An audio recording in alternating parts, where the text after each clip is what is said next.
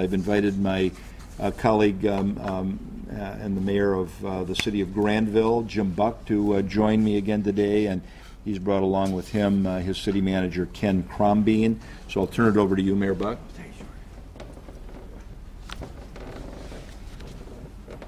Well, thanks a lot, Mayor George, and Greg, good to see you too. We're very appreciative of the opportunity to share the thoughts coming out of Grandville and what we foresee happening in the next couple of days. First of all, let me just comment upon Buck Creek. That area has improved a tremendous amount. The streets are open that cross the creek, Ivan, Rest, Wilson, and Canal. So that certainly was a step in the direction. Perhaps now we talk a little bit more and turn our attentions to the Grand River and the challenges that we are faced. I know that Ken Krombeen, our city manager, will get into this a little bit more detail, but let me just touch on a couple of topics that Mayor George did. The amount of cooperation, collaboration, I think Western Michigan's always been known for that. But when you have a disaster program like this, you see how important that is, and all of these groups coming together, and we've witnessed it in Grandville, and I know you've witnessed it here in Grand Rapids, and to me it's the epitome of cooperation, collaboration, and something that we're well known for, and we're really kind of showing our colors at this time.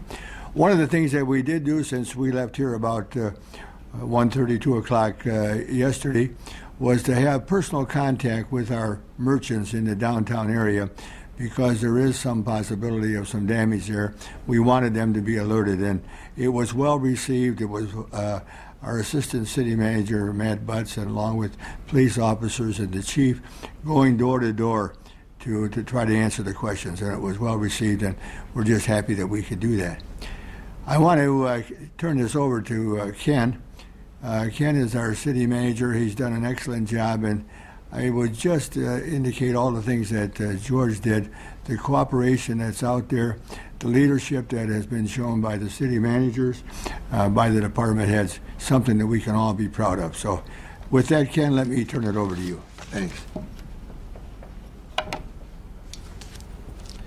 Thanks, Mr. Mayor. With regard to the Grand River, it does continue to rise in Grandville. We do have floodwaters that are currently impacting property within the city. Those areas are all within the 100-year floodplain of the city, and we have a map today that does show the areas that are currently impacted by water. Those areas are generally north of Chicago Drive, between there and the river. They include both homes and businesses, and some of the streets affected include White Street, Broadway, Division, Ferry, and Franklin, which are all west of Wilson, north of Chicago Drive. Also involved are businesses north of 28th Street, on Sanford Avenue and Bush Drive. We've got additional flooding south of Chicago Drive in one area. It's really where Buck Creek empties toward the Grand River between Canal and Fairlanes Avenue.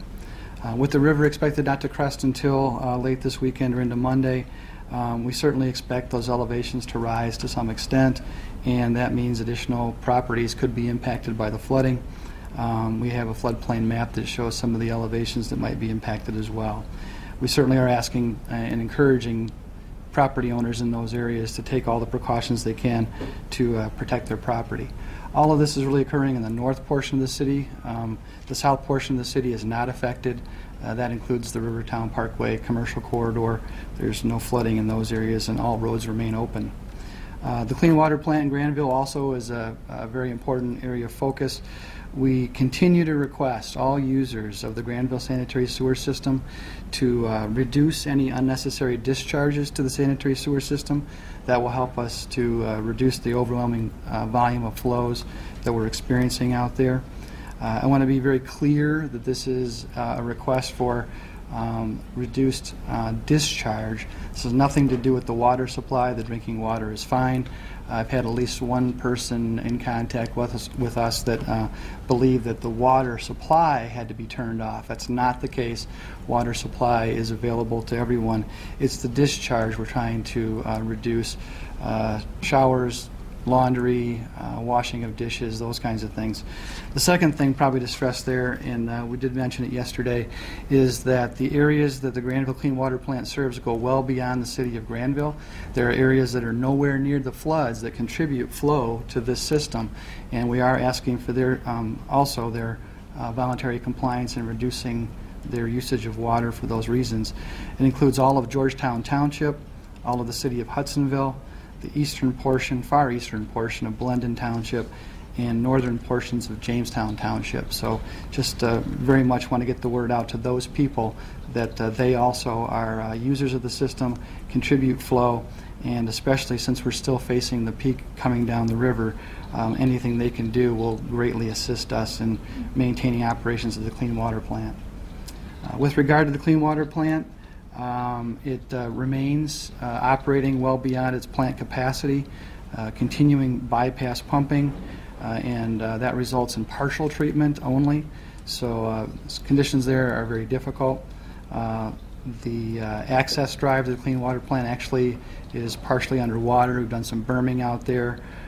We've taken steps to preserve the power supply to the plant, particularly through sandbagging of various structures and relocation of critical equipment as we can do that. Extra staff is on hand 24/7. They're actually parking off the site and are being driven into the site from a remote location because of the drive access being underwater. Public Works Department is on White Street in Grandville. That's one of the streets directly impacted by flooding. The DPW director says he now has valuable waterfront property. He's basically surrounded or nearly surrounded. The pictures are impressive. So far, no flood water has entered the building. That is because we have bermed that building off. The water is up against the berm. DPW is also being staffed on a 24-hour basis, and we have staff available all through the weekend. Self-serve handbags and a sand pile are available. Because the DPW's yard is underwater, the pile has been relocated. We have that actually on the corner of Franklin and Oak Street, which is just east of the Grandville DPW facility. People are welcome to use that particular facility to obtain sandbags and sand. We also are distributing sand actually to various locations in the community as it appears to be necessary or is requested. We have approximately 16,000 sandbags that we have purchased, some of which have already been distributed.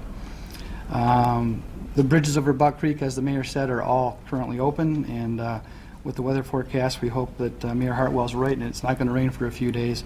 That will help us in preventing that from happening again along Buck Creek. Very quickly, the streets that are closed currently due to flooding in Grandville: Wilson Avenue between 28th and Chicago Drive from Canal to Main Street in Jenison, Fairlanes Avenue south of Chicago Drive, White Street west of Wilson. There's also some water in White Street east of Wilson in the roadway. You're watching a news conference that was held by the City of Grand Rapids and, in addition, the City of Grandville. That's the City of Grandville's city manager who's speaking about the situation that is affecting that city as well. A number of cities and townships and residents all affected all along the Grand River, the Flat River, the Rogue River, a number of other tributaries that run into the Grand River. This is obviously a very serious situation that we are all experiencing because we all live in Western Michigan and all of us are nearly affected by that here.